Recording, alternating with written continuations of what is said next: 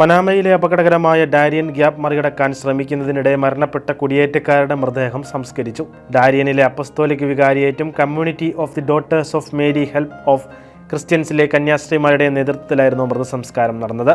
മരണപ്പെട്ടവരുടെ കൃത്യമായ എണ്ണം അജ്ഞാതമായി തുടരുമ്പോൾ കണ്ടെത്തുന്ന മൃതദേഹങ്ങൾ ആദരവോടെ സംസ്കരിക്കുകയായിരുന്നു എന്ന് ഡാരിയനിലെ അപ്പസ്തോലിക് വികാരിയേറ്റിലെ ഫാദർ ക്ലോഡിയോ ഗുറേറോ പറഞ്ഞു. അതോടൊപ്പം അവരുടെ നിത്യശാന്തിക്കായി പ്രാർത്ഥിക്കണമെന്നും അദ്ദേഹം വിശ്വാസികളോട് ആഹ്വാനം ചെയ്തു. കുടിയേറ്റക്കാരെ ജീവിതത്തിൽ മാത്രമല്ല മരണത്തിലും സഹായിക്കേണ്ടതിന്റെ പ്രാധാന്യത്തെക്കുറിച്ചും അദ്ദേഹം ഊന്നി പറഞ്ഞു.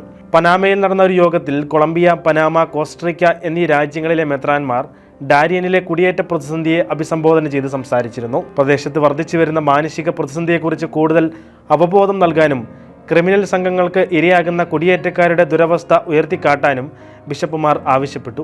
കുടിയേറ്റക്കാർ നേരിടുന്ന ബുദ്ധിമുട്ടുകൾ അവഗണിക്കരുതെന്നും അവർ ലാറ്റിൻ അമേരിക്കയിലെ ജനങ്ങളോടും സർക്കാരുകളോടും അഭ്യർത്ഥിച്ചു. ദശലക്ഷക്കണക്കിന് വ്യക്തികൾ ഓരോ വർഷവും തെക്കേ അമേരിക്കയെയും മധ്യ അമേരിക്കയെയും ബന്ധിപ്പിക്കുന്ന അപകടകരമായ പാതയായ ഡാരിയൻ ഗ്യാപ്പിലൂടെ സഞ്ചരിക്കാൻ ശ്രമിക്കുന്നു എന്നാണ് കണക്കുകൾ വ്യക്തമാക്കുന്നത്.